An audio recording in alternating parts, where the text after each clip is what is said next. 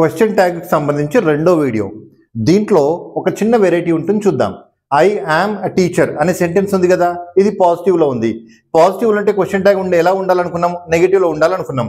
అంటే I am a teacher నెగిటివ్లో రాయాలంటే ఇక్కడ మనం రైమ్ రాస్తాము, ఇంట్ అనేది రాస్తాము. దాన్ని ఇమీడియట్గా మనం ఏం తీసుకోవాలనుకున్నాము? యామ్ అనేటువంటి హెల్పింగ్ వర్బ్ ఇక్కడ అందుబాటులో ఉంది కాబట్టి యామ్ని తీసుకొచ్చి మనం యాజ్ ఇస్గా ఇక్కడ రాస్తాం, యామెంట్. తర్వాత సబ్జెక్ట్ ఏముంది? ఐ. ఐ అనేది ప్రొనౌన్ కాబట్టి ఐని తీసుకొచ్చి మనం ఇక్కడ రాస్తాము, యామెంట్ ఐ.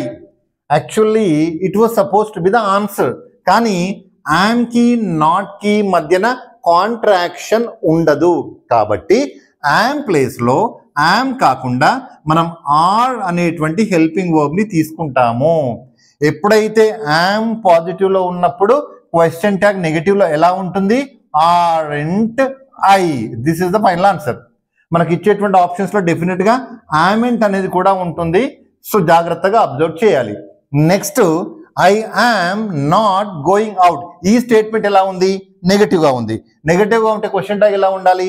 పాజిటివ్గా ఉండాలి. మరి పాజిటివ్గా ఉండాలంటే ఇక్కడ ఇంట్ అనేది మనం రాయము. ఓకే, మరి హెల్పింగ్ వర్బ్ ఏముంది? ఇక్కడ యామ్ అనేది ఉంది, రైట్. దెన్ సబ్జెక్ట్ ఏముంది? ఇక్కడ ఐ అనేది ఉంది. ఇక్కడ ఎప్పుడైతే యామ్ తో పాటు నాట్ని కూడా రాయాల్సి వచ్చినప్పుడు మాత్రమే వి విల్ టేక్ ఆర్. ఇక్కడ నాట్ని రాయాల్సినటువంటి అవసరమే లేదు, కాంట్రాక్షన్ యొక్క పనే లేదు కాబట్టి ఇక్కడ మనం ఆర్ని తీసుకోవాల్సినటువంటి అవసరం లేదు. ఇన్ సింపుల్ వర్డ్స్, యామ్తో నెగటివ్ క్వశ్చన్ ట్యాగ్ రాయాల్సి వచ్చినప్పుడు ఆన్సర్ ఏంటి? Aren't I.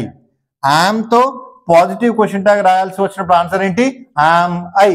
జాగ్రత్తగా అబ్జర్వ్ చేయండి. నెక్స్ట్ క్వశ్చన్ ట్యాగ్ సంబంధించి థర్డ్ వీడియోలో డూ, డస్, డిడ్ల గురించి చూద్దాం.